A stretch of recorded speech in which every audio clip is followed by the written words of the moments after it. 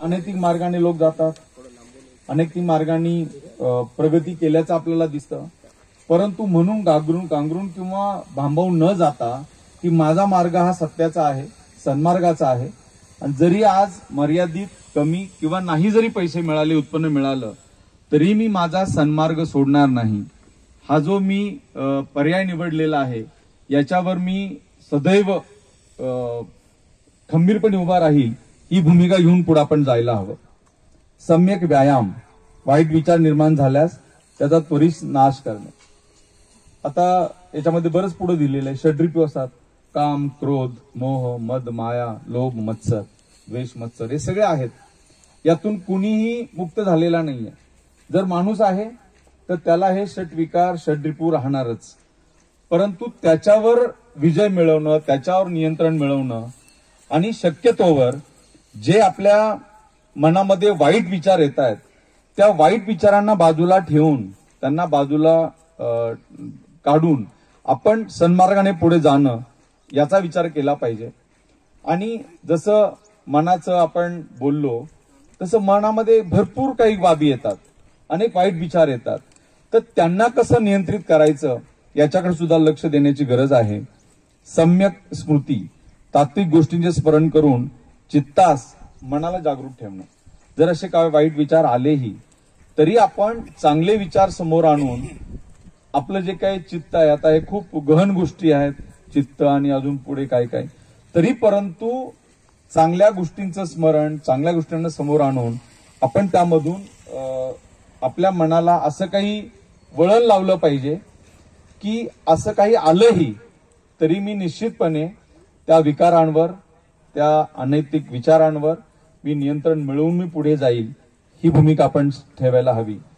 आणि सम्यक समाधी, कोणत्याही वाईट विकारांना स्पर्श होऊ न देता दुष्ट प्रवृत्तीपासून मन अलग ठेवून चित्त प्रसन्न आणि शांत ठेवणे. हे विकार येणार, परंतु त्याच्या वाटेला न जाता किंवा माझ्यावर त्या विकारांना हवी होऊ न देता मी माझं जीवन मार्ग जो निवडलेला आहे त्या मार्गाने जाईल, ही भूमिका आपण घ्यायला हवी. आज बोधिसत्व गौतम बुद्धांबद्दलच्या तत्वज्ञानाबद्दल आपण बोलतो आहे, तर मला वाटतं या जो काही अष्टांगिक मार्ग आहे, अष्टांग योग सुद्धा पतंजलीच्या वाचनामध्ये आलेलं होतं, तर त्यामधून सुद्धा आपल्याला आपलं व्यक्तिमत्व घडवताना या सगळ्या बाबींची गरज राहते. खरं तर तुम्ही सगळ्या शासकीय विभागामध्ये काम करता, शिक्षण क्षेत्रामध्ये काम करता, तुम्ही अनेक जीवनाची रूपं पाहिलेली आहेत, अनेक लोक सुद्धा तुम्ही पाहिलेले आहात. आणि यवतमाळ असं शहर मी अनुभवलेलं आहे गेल्या 1.5 वर्षामध्ये की इथे एक विचारांची समृद्ध परंपरा आहे. म्हणजे साहित्य संमेलन असतील किंवा जी काही बाबी आहेत त्यामध्ये आढळलेलं आहे. इव्हन युपीएससी मध्ये, एमपीएससी मध्ये जे इन्फ्रास्ट्रक्चर आहे ते सुद्धा यवतमाळमध्ये मोठ्या प्रमाणावर चांगलं विकसित झालेलं दिसतं. जी डॉक्टर एपीजे अब्दुल कलाम अभ्यासिका आहे, त्या अभ्यासिकेमध्ये पण आम्ही गेलो होतो, तर तिथलं एकंदरीत जे काही इन्फ्रास्ट्रक्चर डेव्हलप झालेलं आहे, पुस्तकं आहेत, नोट्स आहेत, तिथे येणारे व्याख्याते आहेत, अनेक चांगल्या पद्धतीने आहेत. त्या कार्यक्रमाच्या ठिकाणाहून खाली पायऱ्याने उतरत असताना एक मुलगा आला, म्हणे सर आम्ही 400 रुपयामध्ये रूम घेऊन 8-10 मुलं आमच्या पूर्ण महिन्याच्या खर्चाचं, बजेटचं मॅनेजमेंट करतो 400 रुपयामध्ये, आणि म्हणे इथे तुमची फीस 500 रुपये, म्हणजे एका विद्यार्थ्याची. आम्हाला कसं जमणार आहे?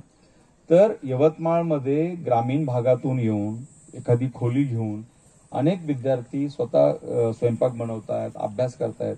अशी सुद्धा खूप मुलं आहेत की जेणेकरून आपल्याला जीवनामध्ये काहीतरी करायचं आहे, काहीतरी घडवायचं आहे, ही उमेद घेऊन येत आहेत. या यवतमाळच्याच अनुषंगाने बोलायचं झालं तर बरेच IAS IPS झालेले विद्यार्थी या जिल्ह्यामध्ये पाहायला मिळतात. गुजरातमध्ये काही आहेत, राजस्थानमध्ये काही आहेत, पश्चिम बंगालमध्ये काही आहेत, त्यांचे सुद्धा फोन येतात. आणि असं वाटतं की आपण किती प्रतिकूल बोललो तर ही शाळा, हे शिक्षक, ही शिक्षण पद्धती, पण आपल्याला यश त्यामध्ये मिळतं, आपल्याला पुढे जाता येतं. आता तुमच्यापैकी सुद्धा बरेच जण अभ्यास करत असतील, आपापल्या परीने करत असतील, तर मागे मी एका मला वाटतं जाते कॉलेजला गेलो तरी सांगितलेलं होतं की यामध्ये यश कोणाला मिळतं, जर हा विषय समोर ठेवला तर एक दोन छोटी उदाहरणं मला द्यावीशी वाटतात. मी बीडीओ असताना तिथे ओकिनावा सेल्फ डिफेन्स अकॅडमीचे क्लासेस होते, लहान मुलांना शिकवतात. मग पहिला yellow belt, brown belt, black belt अशा टप्प्याटप्प्याने असतात. तर त्या ब्राऊन बेल्टची फायनल परीक्षा होती. जाधव सर म्हणून त्याचे एक्झाम घेत होते आणि त्याचे वेगवेगळे काता असतात. सकाळपासून ते सुरूच असतं त्यांचं, अभि हा मग तो वगैरे वगैरे. तर त्या परीक्षेच्या दिवशी मी मुद्दाम हे उदाहरण यासाठी सांगतो, त्या परीक्षेच्या दिवशी सगळे 8ला परीक्षा सुरू झाली. 8, 9 पाण्यासाठी ब्रेक नाही, कोणी म्हणजे ठरवून कोणी पाणी प्यायचं नाही. 9 झाले, 10 झाले. आता सवय असते ना आपल्याला. मग 11 वाजले, मग काही छोटी मुलं हात वर करून पाणी नो, म्हणजे 1 वाजायला आला, 5 तास झाले. मग न राहून मुलं म्हणेल सर 4:30 5 तास झाले, तुम्ही ब्रेक दिला नाही, पाण्याचा घोट नाही, भूक लागलेली आहे. सरांनी काय सांगावं? सर म्हणे ही फायनल एक्झाम आहे आणि आमच्या पॅटर्न प्रमाणे ते एक्झाम होते. तुमचं जे काही ब्रेक, चहा, पाणी, जेवण ते नंतर. पण त्यांनी आश्वस्त करणारं अजून पुढे सांगितलं, तुम्ही अजून म्हणे 1 ते 1.5 तास करा नॉनस्टॉप असंच, मग तुम्हाला काही होणार नाही. म्हणजे मुलं काही काही तर अगदी आता कोसळणार अशा परिस्थितीला आले. इतकं एक्झर्शन झालं होतं, फिजिकल एक्झर्शन. आणि सर मला अजून 1-1.5 तास करा. आणि आश्चर्य आम्ही अनुभवलेलं आहे. सगळ्यांनी, लहान मुलांपासून तर मोठ्यांपर्यंत सगळ्यांनी अजून 1, 1.5, 2 तास तेच कंटिन्यू केलं. 1चे 2 वाजले, 2:30 वाजले, 3 वाजले. आणि मॅडम आश्चर्य आहे, 3 नंतर कुणी म्हटलं सुद्धा नाही की मला पाणी पाहिजे, का मला भूक लागली, की आता मी बसतो, की मी ब्रेक घेतो. बिलकुल नाही. ज्या टेम्पोमध्ये 3 पर्यंत केलं त्यांनी 5, 5:30 पर्यंत त्यांची एक्झाम चालली.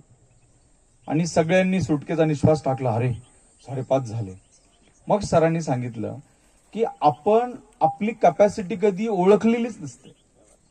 की मी नॉनस्टॉप सकाळी 8 ते 5, 5:30 पर्यंत जे काय फिजिकल एक्सरसाइज आहेत ते मी करू शकतो विदाऊट ब्रेक, हे कधी आपल्या स्वतःला पडताळलेलंच नसतं. आज म्हणे तुमची ब्राऊन बेल्टची एक्झाम आहे, हा वेगळा पार्ट.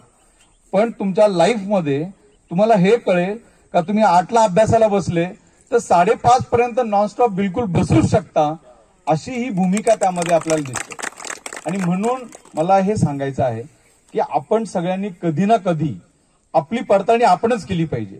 ठरवून घ्यायचं की मी सलग किती वेळ काम करू शकतो, सलग किती तास अभ्यास करू शकतो, माझं सलग किती तास एकाग्रता, बिलकुल ज्याला आपण ज्यामध्ये जीव ओतून वाचन, अभ्यास, मनन, पठण जे करतो आहे त्याची जे एकदा आपण केली तर आपल्या व्यक्तिमत्वाला कळतं मी कोण आहे. आणि आपण म्हणतो ना आपल्याला ओळखा, मी कोण आहे ते तुम्ही ओळखा. तर या छोट्या छोट्या बाबीमधून आपण ओळखायला येतं. आता आपण सगळ्यांना अभ्यास करतो, याच्याबद्दल म्हणजे नन अदर दॅन परमश्रद्धेय महामानव डॉक्टर बाबासाहेब आंबेडकरांचं उदाहरण आहे. ते ज्यावेळी फॉरेनला, तुम्ही पण वाचलं असेल, ऐकलं असेल की तिथे लायब्ररीमध्ये ज्यांनी सर्वात जास्त अभ्यास, सलग सातत्यपूर्ण अभ्यास केलेला आहे त्यांच्या तिथे बाहेर फ्रेम लावून त्यांना एक रेकग्निशन दिलेलं आहे. तर लायब्ररीच्या बाहेर पहिली फ्रेम लावलेली आहे, this gentleman has studied continuously for 14 hours. ती फ्रेम आहे जगाला कम्युनिझमचं तत्वज्ञान देणारे कार्ल मार्क्स. आणि दुसऱ्या बाजूला फ्रेम आहे, this gentleman has studied continuously for 18 hours. ती फ्रेम आहे डॉक्टर भीमराव रावजी आंबेडकर. आणि अजून तिसऱ्या फ्रेमची जागा त्यांनी बनवून ठेवलेली आहे, ती आजही रिकामी आहे. म्हणजे जगविख्यात जे रेकॉर्ड आहे बाबासाहेबांचं की सलग 18 तास, आजही विचार करा 18 तास, दिवसाचे 24 तास, आमची झोप एवढी, आमचे आंघोळ, आमचे बाकीचे उद्योग सगळं पाहता 18 तास अभ्यास कसं शक्य आहे? आजही अविश्वसनीय, अनबिलिव्हेबल अशी परिस्थिती आहे. पण डॉक्टर बाबासाहेबांनी जे आपल्या सगळ्यांना दिलेलं आहे त्याची बैठक पहा. सलग 18 तास अभ्यास करण्याची त्यांची तयारी, कुवत किंवा त्यांनी जे काही घडवलेलं आहे. आणि म्हणून मी अनेक वेळा सांगतो, भीम जयंतीला किंवा डिजिटल भीम जयंतीमध्ये किंवा अनेक फॉर्मॅटमध्ये लोकांनी 10 तास 12 तास जेवढं जमेल तेवढा अभ्यास करून बाबासाहेबांप्रती आपला आदरभाव आणि श्रद्धांजली अर्पण केलेली दिसते. म्हणून आपण जे तुम्ही क्षेत्र निवडलेलं आहे, तुम्ही युपीएससी करा, स्टाफ सिलेक्शन करा, बँकिंग एक्झाम करा, युपीएससी करा किंवा अदरवाईज जे क्षेत्र निवडलेलं आहे त्याच्यामध्ये आपला जो काही दृढ निश्चय आहे तो असा असायला हवा की नाही मला हे करायचं आहे, पण माझी बैठक माझी तयारी ही अशा पद्धतीने असायला हवी. मित्रांनो, याच दुसऱ्या उदाहरणाकडे मी येतो आहे आणि ते उदाहरण सांगण्यापूर्वी मला हे सांगायचं आहे, किती जणांना पोहता येतं हात वर करा. स्विमिंग किती लोकांना, महिलांपैकी ठीक आहे. नाही, पोहण्यात हे उदाहरणच पोहण्याचं आहे. तर त्या जाधव सरांनी सांगितलं की म्हणे जसं तुम्हाला मी तुमच्यातली जी काही स्टॅमिना तुमची क्षमता ओळखण्याबद्दलचं मी तुम्हाला आज लाईव्ह उदाहरण दिलेलं आहे. आता हे दुसरं उदाहरण सांगतो म्हणाले, ते तुमच्या लाईफ लॉंग यशस्वीसाठी आहे. यश कोणाला मिळतं ते म्हणाले, ज्यांना पोहता येतं त्यांना हे चांगलं कळेल. ज्यांना पोहता येत नाही पण ते कल्पना करू शकतात की हे काय आहे बाबा नक्की.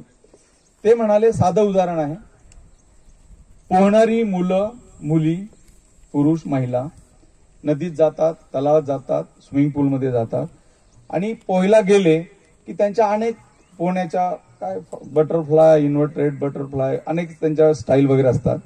पण कधी कधी आपला स्टॅमिना किती आहे असं मुलं किंवा जी पोहणारी मंडळी असेल ते श्वास घेतात, पाण्याखाली जातात आणि जेवढा त्यांचा स्टॅमिना क्षमता आहे तेवढं थांबतात आणि वर येतात.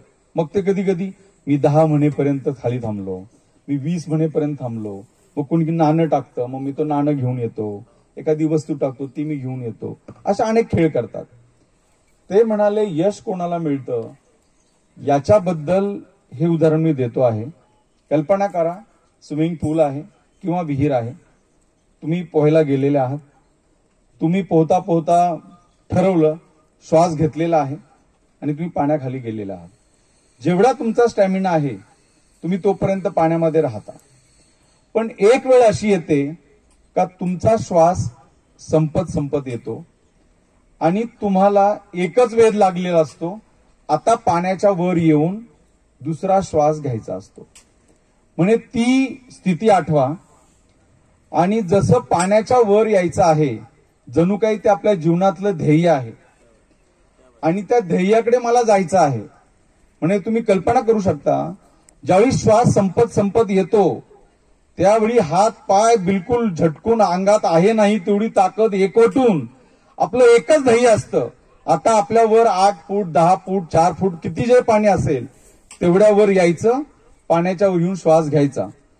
ते म्हणलं जीवनाच्या ध्येयाबद्दल अशी शक्ती एकवटता आली, एक अंदाज घेता आला की माझ्यावर 8 फूट पाणी आहे, माझ्यावर 4 फूट पाणी आहे आणि मला पूर्ण अंगात आहे नाही ते सगळी ताकद एकवटून आता पवर पाण्याच्या यायचं आहे.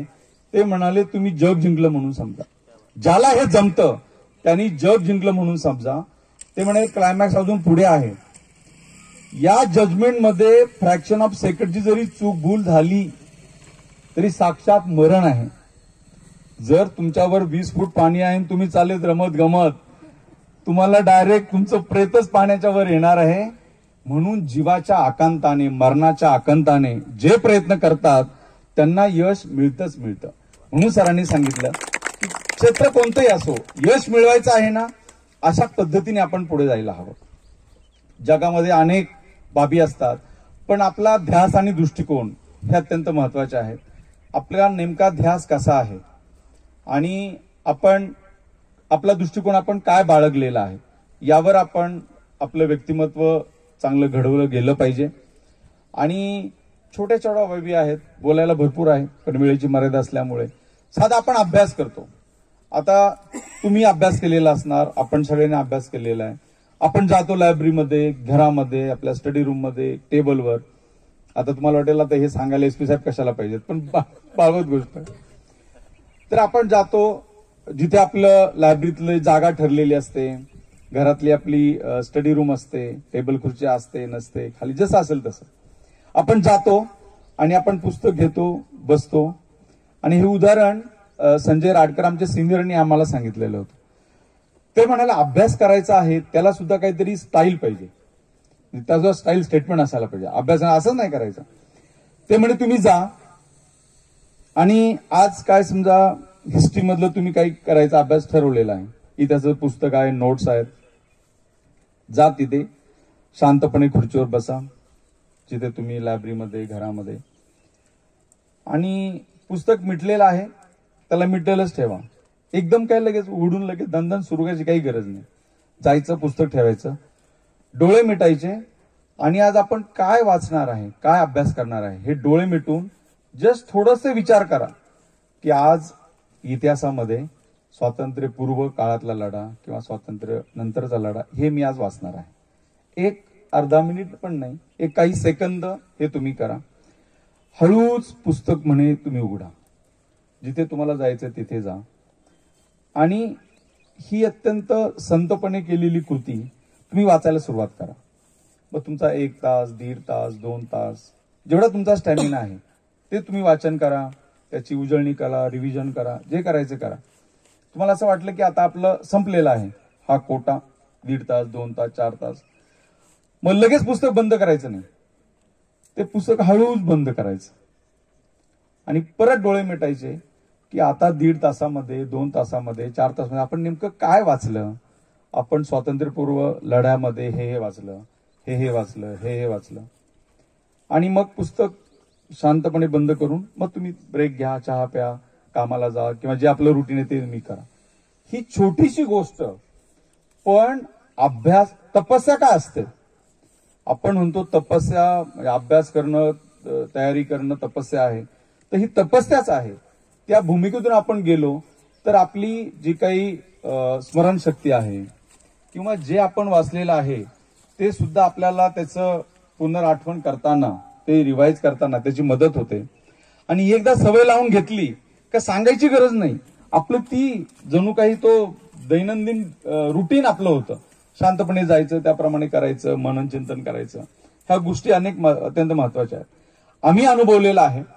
एमपीसीचा अभ्यास करताना आम्ही दलित महाराष्ट्र असे संतोष दास्ताने राजेंद्र होराचं पुस्तक दरवर्षी निघायची आणि ते असं म्हणायचे की हे एकदा पुस्तक तुम्ही चांगलं केलं की 70-80% प्रश्न तुम्हाला येतातच. मग सगळीच मुलं वाचायचे.